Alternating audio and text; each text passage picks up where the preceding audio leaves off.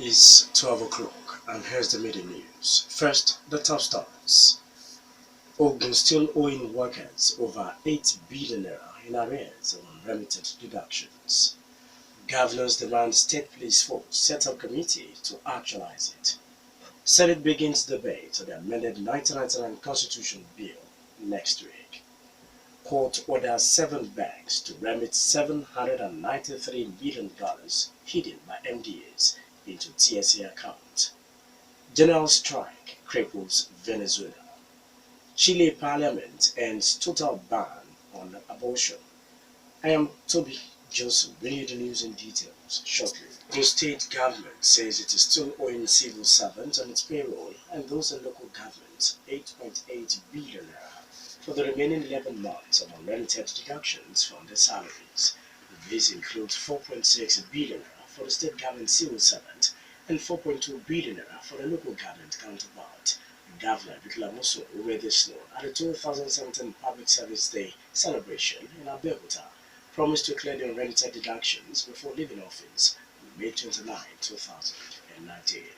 Amuso also promised to clear the arrears of leave bonus of civil servants by September.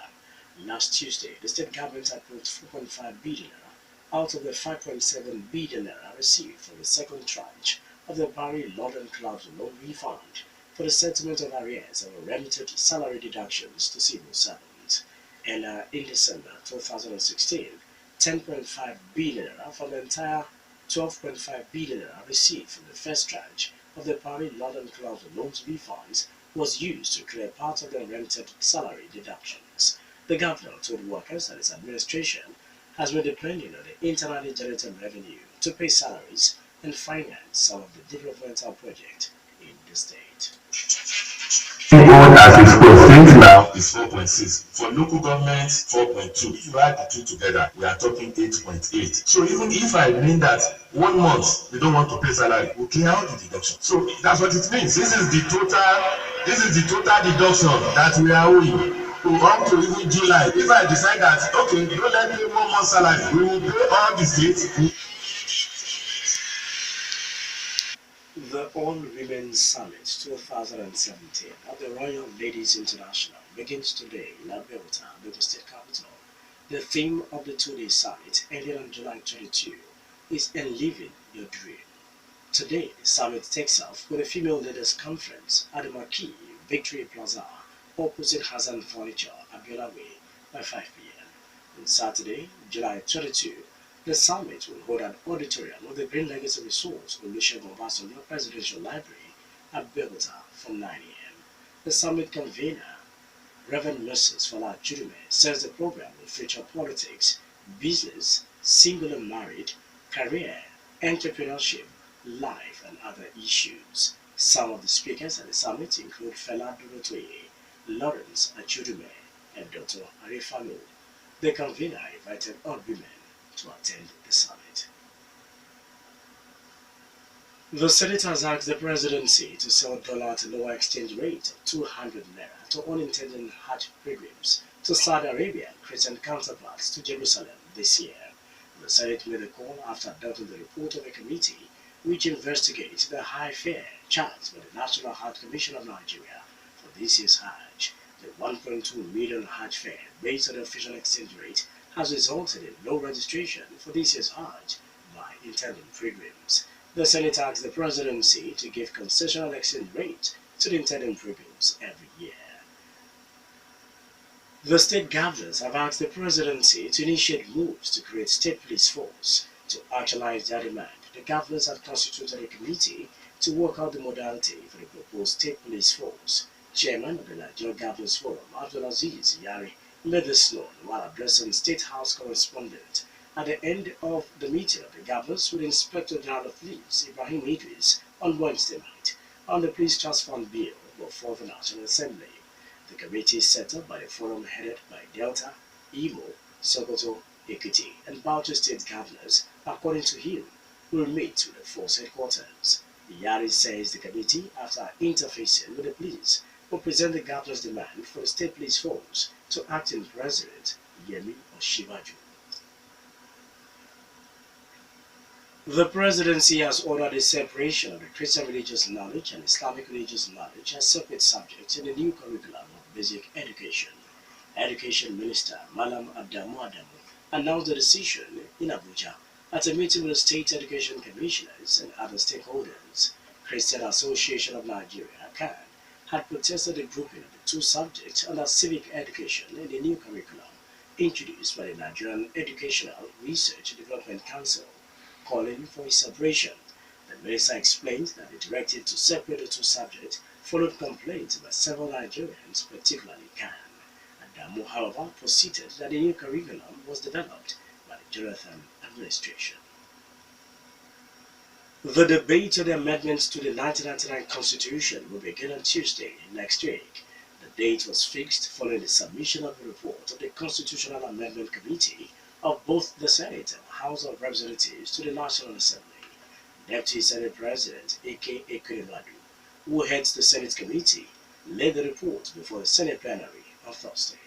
The Senate President, Bukola Saraki, who fixed the Tuesday date for the debate, directs the clerk of the National Assembly to immediately distribute copies of the reports to every senator on Thursday.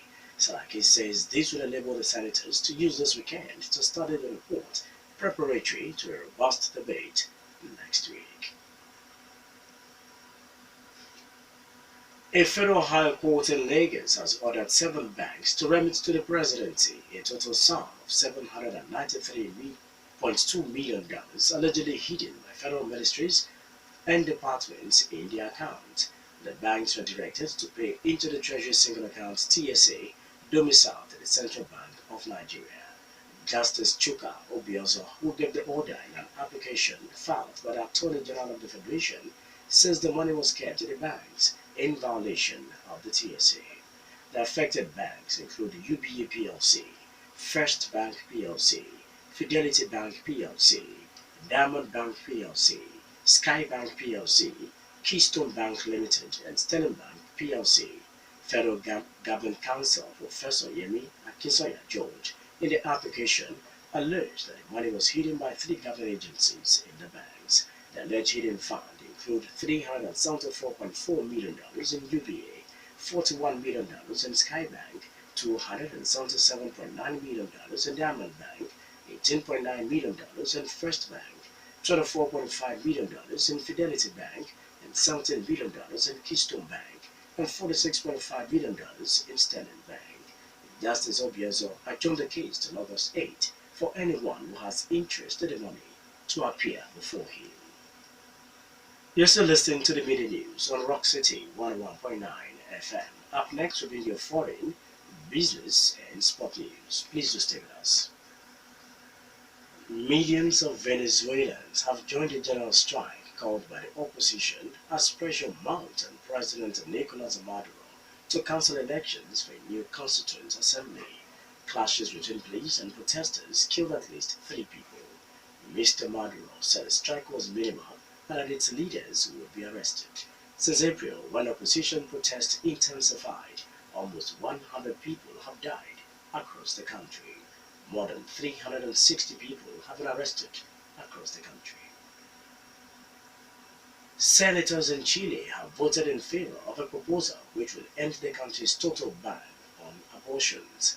The measure will allow abortion in cases of rape if the mother's life was at risk or if the fetus would not survive the pregnancy. Currently, women can be prosecuted if they have an abortion.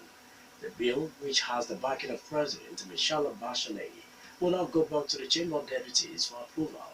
Senators voted separately on each of the 3 cases in which women will be allowed to have an abortion. The voting went late into the night and was further delayed when police had to remove abortion opponents who had interrupted proceedings with their chanting and shout. In business, the Central Bank of Nigeria (CBN) says it sold a total of $2.64 billion to authorized dealers in May. CBN, its economic report for May, says the amount represents 70.8% and 106.1% increase above the levels in April and the corresponding period of 2016. The bank attributes the developments to the increase in interbank sales, matured forward contract and bureau de change sales, during the period under review.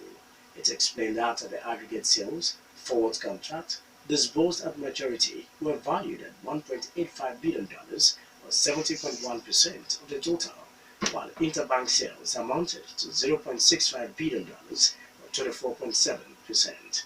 The apex banks had a balance of $0.14 billion, or 5.2% of the total, was accounted by sales to the BDCs. Final of the video news, sport news. Former Nigerian international Segun Degbami has expressed doubt over the readiness of Africa for the increase in the numbers of participating nations in the African Nations Cup from 16 to 24. Degbami, speaking on the Roxy FM program Daybreak Show on the proposed move by the Confederation of African Football (CAF) to increase the participating slot, says it will put more pressure on the budgets of potential host nations. He urged CAF to encourage co-hosting of the competition by African countries to reduce the financial burden on a singular host nation. Degbami, however, welcomes the idea of shifting the competition to July, as he believes it will help the development of African players plying their trade in Europe.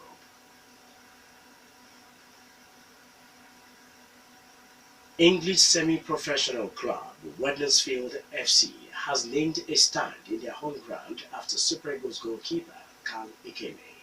Ikeme was diagnosed with acute leukemia 3 weeks ago and has since commenced chemotherapy in a London hospital. The club wrote on their Twitter page that they will officially open and rename their new stand in support of Carl Ikeme of Wolverhampton. The club hoped to sell the naming of the stand to raise funds, but it felt support of Carl Ikeme was worth much more. The move touched the former Middlesbrough goaltender, and he quickly showed his appreciation. Ikeme in the last few weeks had received worldwide attention due to his illness.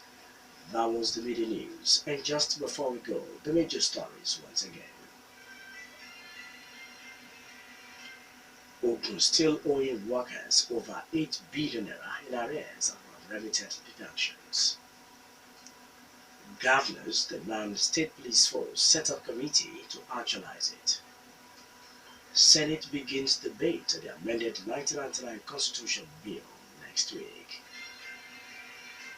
Court orders 7 banks to remit $793 million hidden by NDAs into TSA accounts.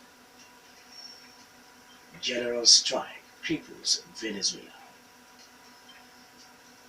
Chilean parliament ends total ban on abortion. For more stories and to listen to us live, please log on to our website www.roxytfmradio.com/live. Thank you so much for listening. I am Toby Joseph. Good afternoon.